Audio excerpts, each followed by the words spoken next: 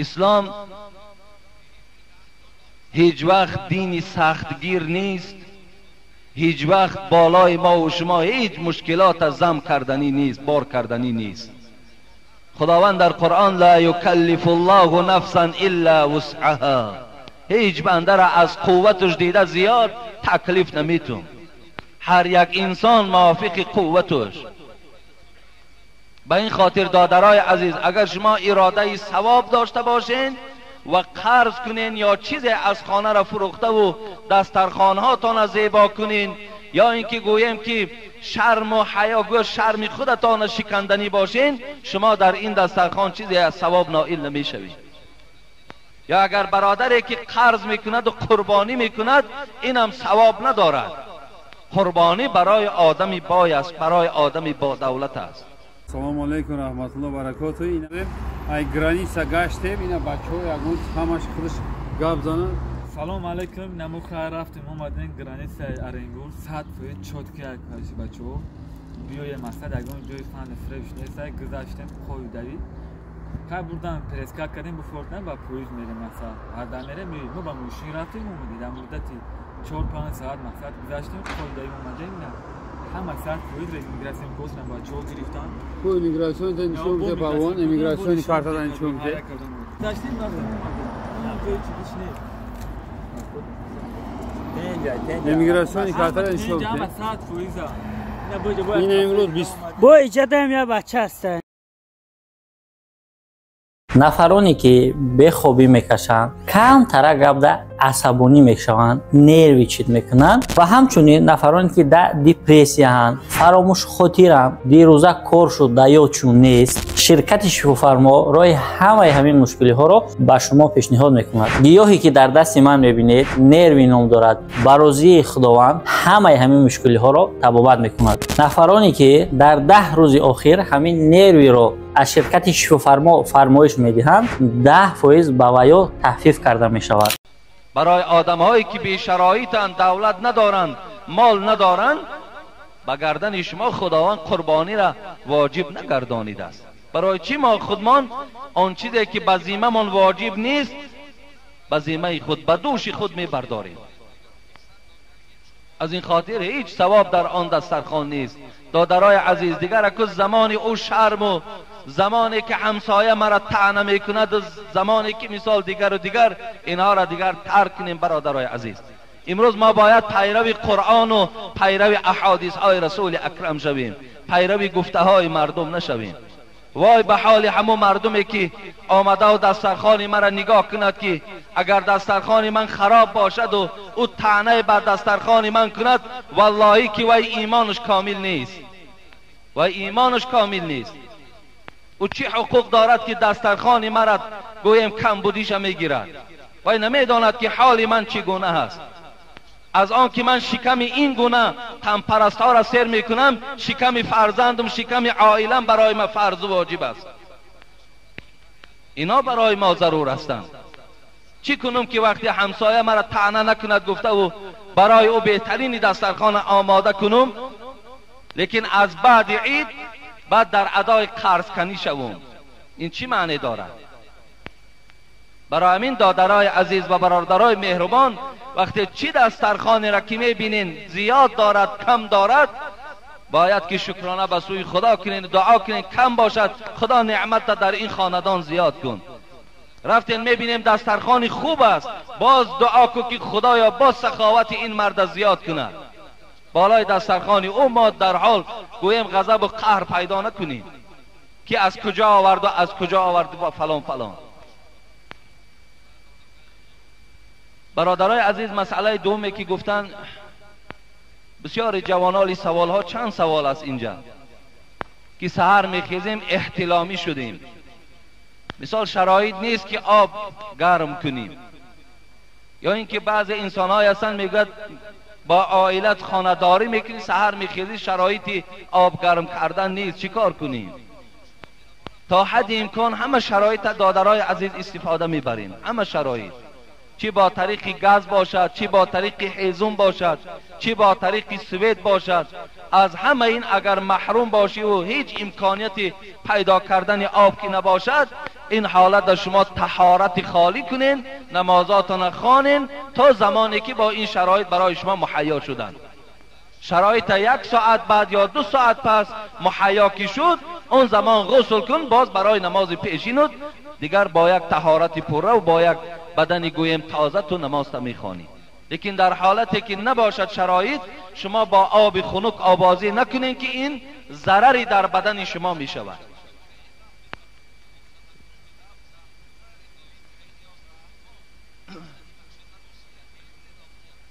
اینجا یک برادر دیگر هم تکلیف کردن در حق همون برادرهایی که در همین مسجد نو، در همین ساختمان نو سهم گذاری دارن، در حقشان دعا کنید. گفته اینجا یک چند برادرها را من نام میگیرم، در حقشان دعا میکنیم، اگر چندی که خیلی زیاد هستند.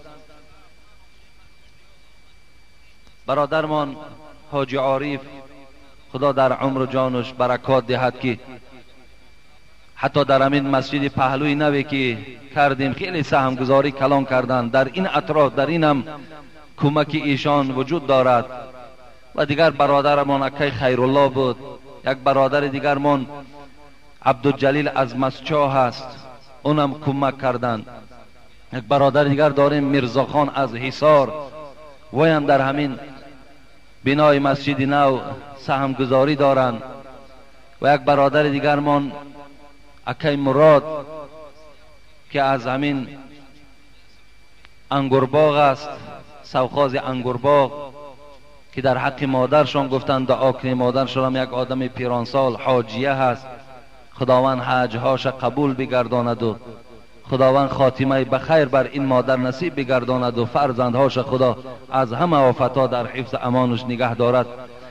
و برادرمان دیروز از خوجندم اکی ناصیر هم مبلغ روان کردند که در همین مسجد برای بنای مسجد. و یک برادر دیگر همین سحر باز یک مبلغ دادن که در همین مسجد صرف کنید گفته. و دیگر انشاءالله باز در آخر جمعه من شخصانی که کمک کرده ایستادن میخوانم. خدا همه اون بندهانی که در این مسجد سهم گذاری میکنن، از آن جمله این بنده هایی که الحال نام ایشان خواندیم، به همه مراد و مطلوب ها خداوند موفق شان بگردانی. آمین و رب العالمین. السلام علیکم داملای عزیز، بگویید که آیت های منسوخ شده در نماز خوانده می شوند به مانند آیت 6 سوره کافرون. با احترام یکی از مخلصان شما. بله البته آن آیت هایی که منسوخ شده که در قرآن هستند، این آیت ها را ما در نماز در عبادت استفاده می بریم. اینا در نماز خوانده، البته در نماز خوانده می شود. اینا هیچ زیان و زلال ندارند وقتی ما آیت های منسوخ شده را اگر در نماز استفاده بریم. خب السلام علیکم حضرت داملا. آیا ما از بعض داملاها تبرک گفته چیزی میگیریم؟ آیا درست است یا نادرست؟ یعنی در مردم ما و شما هم کلمه تبرک استفاده می شود. تبرک اصلا خودش کلمه عربی هست، معنای برکات را دارد، معنای مبارک را دارد، معنای هدیه را دارد، معنای تحفه را دارد. تبرک. حضرت عروه که در صحیح بخاری روایت می شود میگوید که در یکی از جنگ ها حبیب خدا وقتی که آب دهانشان می پرتافتند، آب دهانشان که می پرتافتند در جنگ نه بلکه در صلح حدیبیه، وقتی آب دهانشان که در صحیح بخاری روایت میشه می پرتافتند، صحابه های گرامی میگوید دست هاشون پهن میکردند که همین آب دهان پیغمبر در زمین نزند. در دست هاشون میگرفتند و در رخساره هاشون میمالیدند. یعنی این تبرک جستن از روی این حدیث های رسول اکرم صلی الله علیه و سلم برای ما و شما سنت شده است. و حتی حضرت انس هم میگوید که در حجة الوداع، آخران حج که حبیب خدا خدا حافظی میکردن، در همین حج حضرت سرشان تراشیدند. وقتی تراشیدن مویهای دستشان میگوید در دست حضرت ابو طلحه دادند و حضرت ابو طلحه این مویهای سر چیکار کردن؟ میگوید به همه صحابه ها تقسیم کردن که به هر کدام او یک تاری و دو تاری از موی پیغمبر خدا رسید. اینم با حیث یک چی بود؟ با حیث یک تبرک بودند که با صحابه های پیغمبر خدا تقسیم میکردند. حضرت عایشه صدیقه میگوید که وقتی حبیب خدا از دنیا گذشتند جامه مبارک میگوید در خانه من بود. هر آدمی که بیمار میشد این جامه مبارک ما میشستیم، آب او را برای دعوا برای بیمارها میدادیم. اینم به حیث چی بود؟ به حیث تبرک بود. از این خاطر امام نووی در شرح شارح صحیح مسلم میگوید تبرک جستن به خاطر انا همین حدیث حبیبی خدا از لباس آدمای صالح و عالم ها هم جایز است گفتند که را امام نووی شارح صحیح مسلم هم اجازت دادند. حتی خدا رحمت کند که ابن جوزی هم روایت میکند، تاریخ ابن کثیر هم میگوید، یعنی عینی حنفی هم خدا رحمتش کند در عمدة القاری هم میگوید که امام احمد حنبل لباس امام شافعی را شستن، آب همون امام احمد حنبل نوشیدن، حضرت امام شافعی را. به این خاطر تبرک گرفتن این البته به البته جایز است. ما و شما تبرک از آدمای خیلی با تقوا و اهل علم و پرهیزکارا، ما و شما چی از طبقشان چیز باقی میماند مثال میگیریم تبرکن میخوریم، این بسیار ثواب خیلی بلند دارد. به این خاطر تبرک البته درست و جایز است.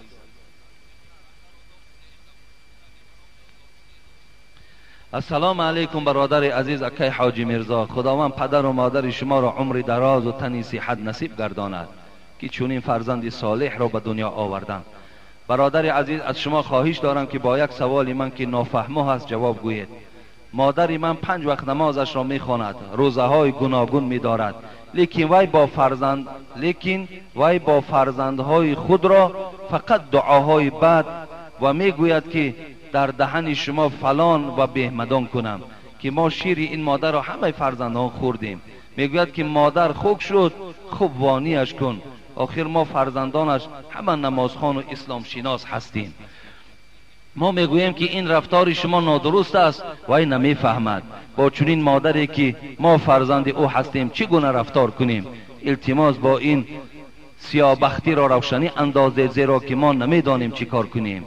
این سوال را به آیت های قرآن و احادیث های نبوی فهمانید که ما برادران همه کسیته های شما را گوش میکنیم و در آخر در حق این مادر عزیز ما دعا کنید که خداوند مهر فرزندی را در دل و ایمان او جای کند و در حق ما نیز دعا کنید که ما برادران مسلمان های شما هست، مخلصان شما هستیم. هر 3 بار این گونه متن ها را، این گونه جمله ها را انسان وقتی میخواند باور کن والله که خیلی ناراحت میشویم، خیلی ناراحت میشویم وقتی که مادر یا پدر فرزند را حقارت میدهد.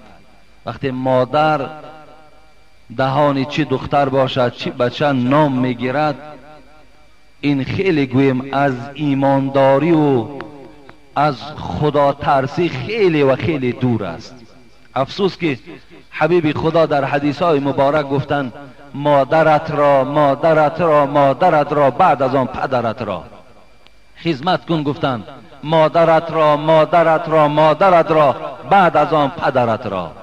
لیکن مقصد از مادر، وقتی ما مادر میگوییم مقصد از مادر چی میبراید؟ تربیت کننده.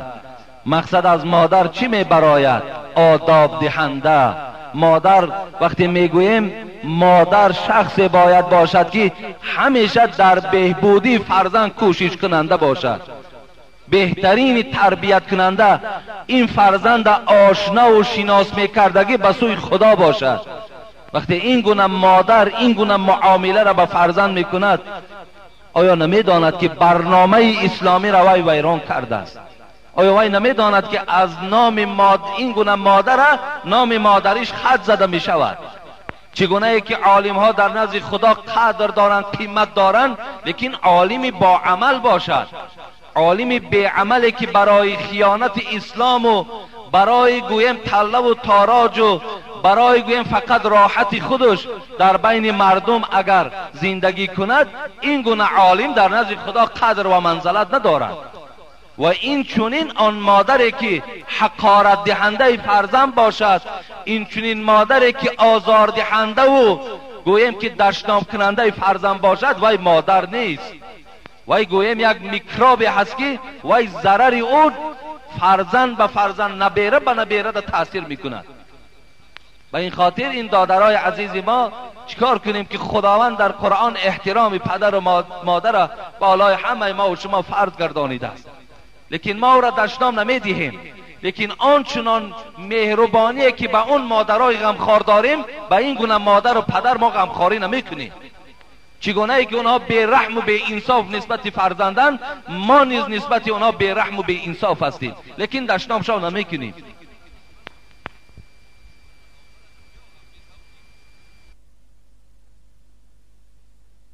فرزند باید وی احترام کند. پدر و مادر وظیفه دارند. وظیفه اونا چیست؟ فرزند باید خوب تربیت کنند، فرزند باید با خدا شناس کنند، فرزند نام خوب گذارند، فرزند خط نکنند. این وظیفه های پدر و مادر است. ما را پدر کرده است گفته و اون مادرها را مادر کرده است، دیگر گویا بیغم گشتن بگیریم و هر جبری که داریم بالای فرزندا روان کنیم و از فرزندا باز ما مهربانی و غمخواری را طلب کنیم، این نصیب ما و شما نمی شود. این خیلی بی حیایی است، این خیلی خدا ناترسی است. اون نماز وی، روزه های گوناگون وی به خدا قسم به منزله یک کرم لای خورک در نزد خدا قدر ندارد. این معنای را ندارد من 5 وقت نماز ما میخوانم لیکن بچه و دختر ما حقارت میدهم، بچه و دختر ما از خانه گریزان میکنم لیکن من 5 وقت نماز و روزه دارم. این نماز و روزه تو را دستگیرت نمیشود. خداوند در قرآن صراحتا گفته است نماز انسان از کارهای بد باز می‌دارد. پس چرا این باز نداشت؟ حالا که خدا گفته ایستاده است تو نماز بخوان، الله تو را از همه کارهای بد باز می‌دارد. معلوم میشد که نماز این دروغ است، نماز این از برای خدا نیست. اگر نماز از برای خدا میشید، این در دهن فرزند و دخترش دشنام کننده نمیشد، این بلکه مهربانی میکرد. حیف این چنین مادر و این چنین پدر، نام پدری و مادری را به خدا قسم این دو طایفه حرام میگردانند. وقتی که با فرزند خود یا با کلین خود اگر وقت دشنام دهنده باشند. بسیار از این گونه پدر و مادرها امروز بچه هاشون در ما شکایت دارن. بعضی هاش میگن حاجی اجازت نمیدهی که یک لط کوبش کنیم. به خدا قسم تا این اندازه آمدن، لیکن ما هیچ کدام او را فتوا ندادیم که شما پدر و مادر را لط کوب کنین. بیزار شدن فرزندا، معامله هاتون خوب کنین که آینده دیگه ما را هم گوش نمیکنن، در کار شوند دیگه شما را حتی قتل تا نمیکنن وقتی اگر بیرحمی و بی انصافی کنین. برای همین هر چیزی که خدا و پیغمبر گفته است باید اجرا کننده همون صحبت ها باشه ما و شما. بسیار باور کن خیلی خیلی بی ناموسی و شرمندگی است که پدر و مادر با فرزند بی رحم باشد، پدر و مادر غم فرزند نخورد، پدر و مادر فرزند در دهانش دشنام دهد. این خیلی بی انصافی است. بعضیاش باز افتخار هم دارن وقتی میگوی که ای برادر عزیز همین بچه تو به من شکایت کرد، از بالای تو شکایت کردگی هست، همین نکن. وای میگوید اگر با اینها همین خیر رفتار نکنی اینا تو را گوش نمیکنن. نه، برعکس اینا تو برعکس به سر خود دشمن تربیت کرده ایستاده ای، دوست نه. السلام علیکم و رحمت الله. اکای حاجی میرزا، خداوند تنی سالم شما را بردوام نگه دارد. بعدا ما یک گروه جوانان و پیران یک دهه خردکه که دوردست ولایت ختلان به ساختن یک مسجد 5 وقته شروع کرده ایم. مبلغ‌های جمع کرده در دست یک مرد دهه جمع می شود. بعد از چند روز آن مرد پول‌های جمع کرده را نمیدانیم به کجا صرف می‌کند. میگوید که پول‌ها تمام شدند، که این پول‌ها را ما از مردم این دهه و دیگر جایها با راه طلبیدن و التماس جمع میکنیم. الکه معلوم شده است که این مرد روی راست پولهای مسجد را به کیسه خود میزند. آیا ممکن است پول مسجد را دزدیدن؟ موسفیدهای کلانسال میگفتند یک خس مسجد را دزدی در نزد خداوند جواب میگویی. از شما خواهش دارم که با ما این نکته را فهمانید و در حق ما دعا کنید که ما زود و سبک این کار خیر را انجام دهیم. جوابش را این جمعه گویید که در کسیت ثبت شود و این مرد شنود، زیرا که به شما اعتقاد دارد. بسیار اعتقادهای ما را میگن به تو اعتقاد دارد عرق میخورد، به تو اعتقاد دارد زنا میکند، به تو اعتقاد دارد ای مسجد پولش میدزدد. هیچ خیلی اعتقاد است. و کسی به ما اعتقاد دارد، به ما اخلاص دارد، تا امروز هیچ کدام او را ما به عرق نوشی و او را به زناکاری و او را به آدم کشی و او را به دزدی هیچ وقت دلالت نکردیم. برعکس از اینها ما اونها را باز داشتیم. این اعتقاد ندارد، دروغ میگوید. اگر این اعتقاد میداشت این جنایت وزنین در دست نمیزد. در هر یک مسجدی که اگر دزدی برپا شد اون مسجد آباد نمیشود هیچ وقت. هر یک مبلغی که از شما می آید الحمدلله که وقتی که جای خودش در صرف می شود همون کار فیض دارد، برکات دارد. برای همین این کسی که البته پول مسجد خیانت میکند، پول مسجد مثال گویم در هر جایی که خواهد صرف میکند، این دور نارفته البته جزای اینا میگیرد، جزاش میگیرد. در مردم تاجیک ما و شما یک مثل است که میگن که دزدی و غریب پس همون نجاست خر است. مقصد نجاست خر چی را میپوشاند؟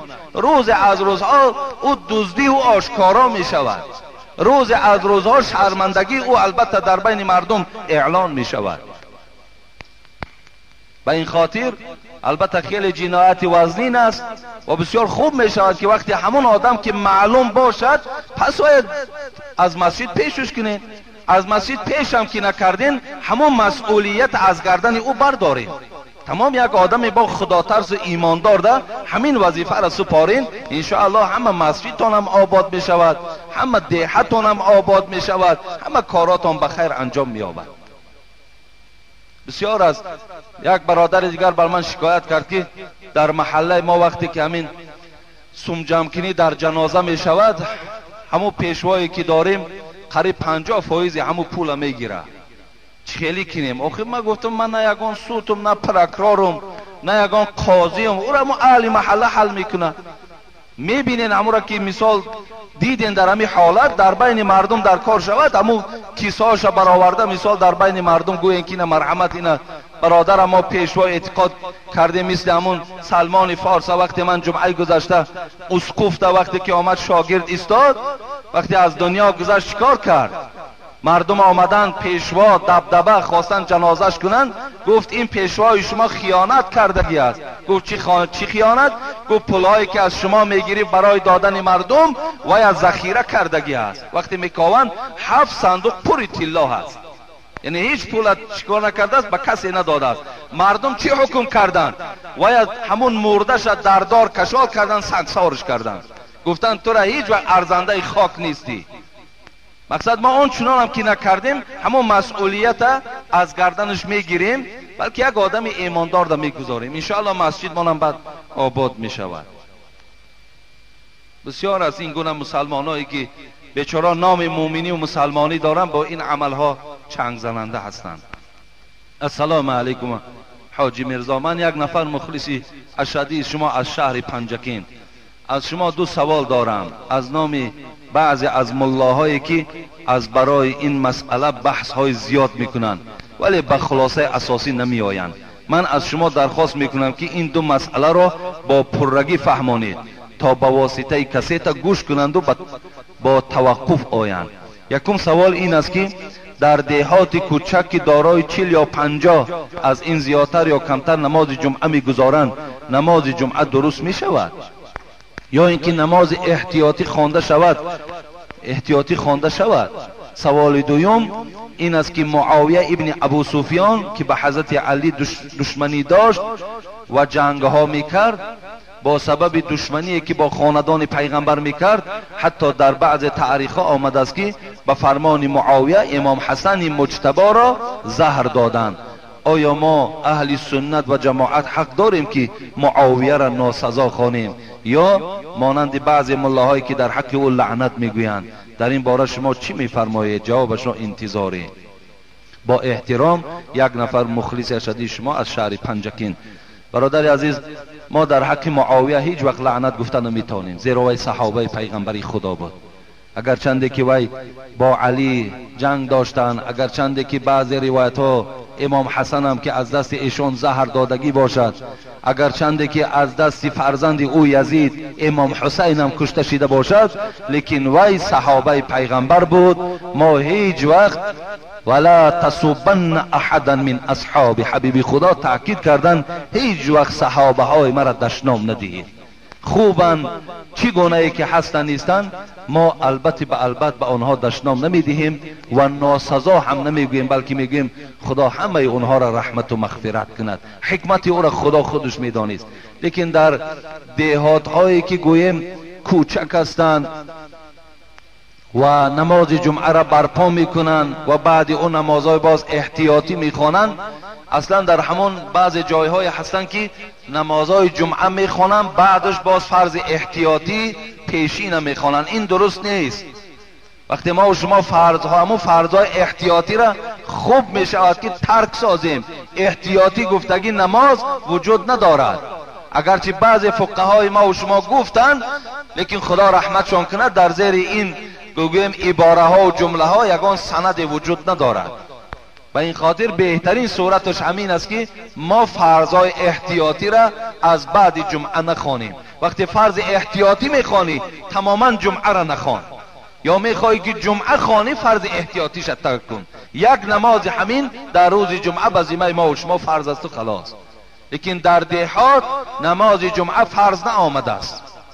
از این خاطر لیکن آمده اگر ادا هم که کنن جمعه را گویم در شهرها، این چی است؟ نمازشون درست می شود. چگونه یک آدمی که پای درد است، اگر وی نماز جمعه از گردن او ساکت است، لیکن با همون درد و مشقت آمده جمعه را خواند، برابر ما و شما ثواب می گیرد.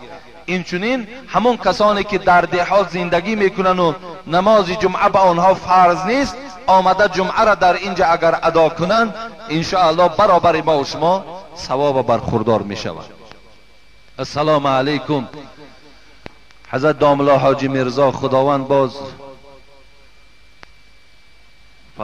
به یک سوال مراجعت کردنیم.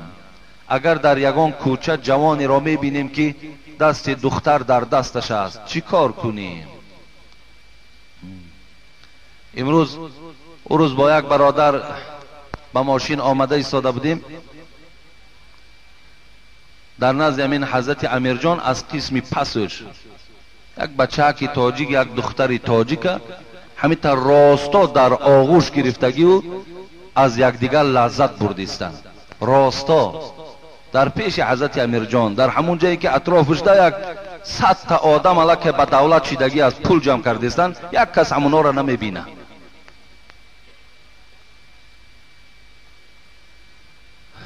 خیلی بدبختی هست، خیلی بدبختی هست. امروز اگر جوانای از شما در کوچه میبینین که یک دختر در دست، مثال گوییم دستش در دست یک بچه است، اگر تو را خدا غیرت داده باشد، همون جوان مثال میتونی که پند موعظه کنی. چگونه که حضرت عمر رضی الله عنه خدا رحمتش کنه، تکو غیرت او را اگر امروز در این جهان ما تقسیم کنند، شاید به همه مردها غیرت او رسد. قدر غیرتی بلند داشتند که در شهر اگر مرد همراه زن یک جا می دیدن، دستی به دست نه، فقط پهلو به پهلو نشستگی یا یک ذیل قدم زنان با دره می زدن، یک دیگر را جدا می کردن.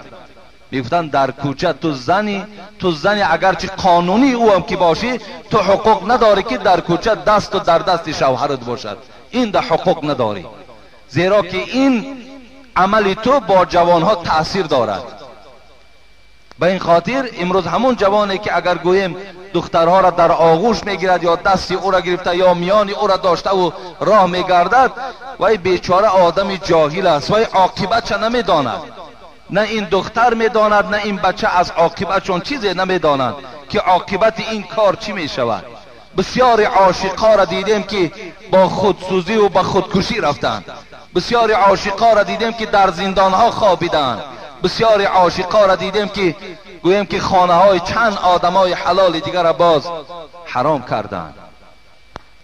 از این خاطر جوان عزیز میتونی که تو را نصیحت کنی، میتونی که وای فیراد زنی، گوی برادر عزیز همین کوچه ای که ما و شما حرکت داریم و همین نام اسلامی که در تو هست، این زیبنده نیست که تو دست این دختر بیگانه را تو در دست، اگرچه زنت باشد حتی دست زن تا داشتن این جوان مردی را نشان نمیدهد. بسیار خوب میشد. حدیث پیغمبر است اذا رأى منکم منکرا فلیغیره بیده. هر وقتای شما یک منکرات میبینین، یک کاری نادرست با چشم دیدین، با دست هاتون تغییر دهید. امروز اگر چی ما اونها را گوییم که با دستمون زده نمیتونیم، لیکن در دوام حدیث حبیب خدا چی گفتند؟ فإن لم یستطع فبلسانی. اگر با دست ها که شرایطش نباشد با زبانتون اونها را نصیحت کنید. و این لم یستطع، اگر با زبانتم که نتوانستی فبقلبه و ذالک اضعف الایمان. با دلت باید بد ببین، لیکن با دل بد دیدن این نشانه ضعیفی ایمان ما را نشان میدهد. و این خاطر امروز ما میتونیم همون جوان پسرها همش بچه های ما و شما هستند، همون دخترکا همش خواهر و دخترای ما و شما هستند. همونا را میتونیم فریاد زنیم که ای خواهر عزیز، همین عشق بازی تو داری، من تو را به خدا قسم میخورم آینده نداری. تو الکه گویم زندگی حلال پاکیزه را دریاب کرده نمیتونی، آینده تو فرزندای سالم و صالح به دنیا آورده نمیتوانی، تو دیگر مادر اساسی شده نمیتوانی. تو در بین چشم این قدر مردم، در بین مردم آشکارا زنا داری. این زنای دست است، این زنای چشم است. تو داری این از آیندت فکر نمی کنی. اگر وی تو را دشنام دهد، در هر یک دشنامش 100 ثواب از نزد الله میگیری، اگر تو را دشنام دهد. لیکن انشاءالله من باوری دارم از بین همین 10 همین عاشقای بی عقل شاید 1 یا 2 نفر شما و شما را دشنام دهد، لیکن اکثریتش انشاءالله قبول می‌دارند. برای همین انشاءالله شما میتوانید، اونا همش فرزندای ما و شما هستند، حق داریم که اونها را نصیحت کنیم. حضرت امام ابو حنیفه رحمت الله علیه خدا رحمتش کنه در فتواها میگد که اگر به پیش قماربازها گذشتی، قماربازها را سلام بده. ببین قماربازی حرام است. وقتی میگه تو سلام میدهی و وقتی که به تو جواب میگرداند، یعنی حداقل 1 لحظه از همین کار حرام دور میشود کو. به این خاطر ما میتونیم که همون را 1 لحظه فریاد زنیم، هر دی اونا را نصیحت کنیم. پدرها و مثال کدام کلانترایی که هستین اونا را دیدن پس دشنامشان نتین، بلکه اونا را فریاد کرده نصیحت کنیم، انشاءالله خوب میشوند. السلام علیکم اکای حاجی میرزا، درباره سلام دادن شرح وسیع دهید. ما یک گروه مخلصان شما از شهر باستانی خوجند هستیم، التماس بسیار ضرور است. این چنین درباره شخصی که قهری میکند با برادرش، انشاءالله من این برادرها قطعا حتی تلفنی صحبت داشتم، جمعه آینده من مفصلا در اطراف سلام دادن، سلام چگونه باید باشد، از جانب کی باشد، چی اجر دارد، انشاءالله صحبت میکنم. السلام علیکم اکای حاجی میرزا، 3 سوال دارم. حضرت ابراهیم یهودی بود یا که نصرانی؟ یا در آل عمران، سوره آل عمران خداوند ما کان ابراهیم یهودیا ولا نصرانیا، خدا گفت ابراهیم نه یهودی بود نه نصرانی بود، بلکه چی بود؟ کان حنیفا مسلما و ما کان من المشرکین. وای مسلمان بود میگوید، وای خالی از یهودی و نصرانی بود، وای حتی مشرک نبود، وای خلیل خدا بود. حضرت عیسی آدم را زنده میکرد، آیا تلخی جان کندن را و عذاب گر را نقل میکرد یا نمیکرد؟ بله میکرد. همسایه های ما در مگنیتوفون شعر میگذارند، بیت میگذارند، هر خیله در خانه او جین و شیطان داخل می شود یا در خانه ما؟ این را پره به ما فهمانید. البته در همون خانه هایی که گویم امروز با صداهای بلند مردم آزار می دهند، این بسیارتر در همین سکسی ها وجود دارد، ولی در خانه های محلی الحمدلله که اینا باشه هم کم است. لیکن در سکسی ها میگذری، همین خانه ها در مگنیتوفون ها با تمام آواز گذاشتگی هنکی یک گویم که یک همسایه را میفارد نمیفارد، اون برای او هیچ فرقی ندارد، با تمام آواز همون مگنیتوفون بلند کردگی هست. البته آن خانه ای که از این گونه گویم نغمه و نغامات خالی نباشد، اون خانه را خانه جین و خانه شیطان میگویند. اونجا هیچ وقت ملائکه رحمت داخل نمی شود. افسوس که ما همین مسئولیت گوش و چشم ها را نمیدانیم که خداوند این چشم ها و گوش ها هر کدامش وظیفه دادگی است که اینا امروز محروم ماندند از اجرا کردن گویم وظیفه های خود، از گوش کردن آیت قرآن موعظه. این گوش ها دور ماندند. همین توی هایی که میکنن گویم که بجان میایم تا ساعت 1 شب و 2 شب و 12 که هیچ حیا و شرم ندارد، هیچ گویم حق یک برادرش پایمال میکند، همینش کفایت نمیکرد که باز با مگنیتوفون ها گویم گوشی مردم میبرین. شما حق دارین رفته همون همسایه رو تک تک نیم برارین، بگو بگذار بیار زن تا گودک تا دخترات همه تا جمع که در همین خانه بمان، همین مردک او دیگر رقص و بازی کردن، تریزات بپوش، ما در لازم نیست. شما حق دارین اینده.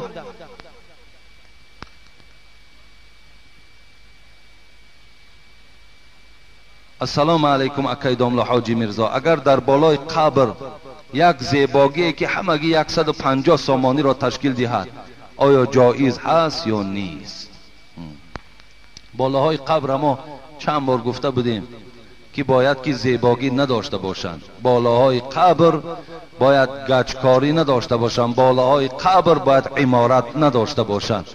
فقط که این در صحیح بخاری وجود دارد، حضرت عثمان ابن مزعون یکی از صحابه های پیغمبر خدا وقتی از دنیا گذشتند، حبیب خدا یکی از صحابه ها را گفت که بالای قبر ایشان را بیار یک سنگ بگذار. وقتی میگوید این صحابه پیغمبر رفتن اون سنگ برداشتن نتوانستند، حبیب خدا خودشون رفتن، سنگ که خیلی کلام بود، حدیث خیلی طولانی است، من همون جایی که به همین سوال گویا مناسب است میگویم، همون سنگ برداشتن آورده در راست سر یمین حضرت عثمان ابن مزعون گذاشتند و گفتن این نشانه هست از برادر ما عثمان ابن مزعون و اهل عیالم را در پهلوی این حضرت عثمان ابن مزعون دفن میکنم. گفتن حبیبی خدا. و این خاطر ما میتونیم که یک سنگی که در او حتی نوشتجات نباشد، سنگی خالی باشد، آورده و در بالای قبر گذاریم، این بهترین صورتش انا همین است. از این ریشاتکه و از این گویم چوکاری ها و از این عمارت هایی که بالای قبر میکنیم، اینها را در اسلام رخصت نیست، اینها را بلکه از جمله اسرافیات میگویند. خب همین سوال آخرانه میخوانم. السلام علیکم اکای حاجی گرامی داملا حاجی میرزا، به یگان وصف و تعریف شما برای مردم شریف کلاب نعمت ارزنده اید. اگر این مردم این را فهمد، من تکسیس یا مسافرکش در شهر دوشنبه ام، بسیار وقت کارهایم بیقرار بود، پیش فالبین و کتابکشا و خار و نعل و هر گونه نوشتجات ها را با خود داشتم، ولی که روز به من کسیت دادن از شما را گوش کردم بسیار خوشم آمد. مرا پس از نمازهای شب خواندم و خدا را همیشه زاره کردم، همه کارهایم بهترین شد. لیکن باز میخواهم که به چی کار دست زنم که خدا مرا از چشم بدبین ها و دشمن ها نگه دارد. خدا را زاره میکنم که 10 سال حیاتی مرا به شما دهد که خدمت شما ضرور و بسیار است. خدا عمر خودت به خودت نصیب بگردانه. خب این برادر ما خیلی برادری گویم یک زمان جهالت گذرانیدن و باز به یک زمان خیلی بهبودی آمدن که فالبین و کتابکشا و خار و نعل و گویم هر گونه شرکیات در چنگ بیزد فکر میکرده است که کارام همینها در کشایش پیدا میکند، از روز نماز تهجد میخواند، از روز خدا را زاره میکند، بهبودی در حیاتش پیدا شده است. باز میخواهد که برای چی چشم دشمنها و چشم سحرگرها نجات یابم چیکار کنم؟ اینجا در من یک حدیثی را برای شما میخوانم که از عبدالله ابن خبیب است.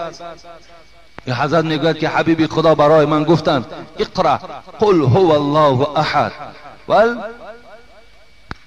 معوذتین 3 مرات حین تمسی و حین تصبی. حبیب خدا گفتند، میگوید حضرت عبدالله ابن خبیب میگوید حبیب خدا مرا گفتند 3 بار سوره اخلاص بخوان، قل هو الله احد، 3 بار سوره فلق، 3 بار سوره ناس بخوان.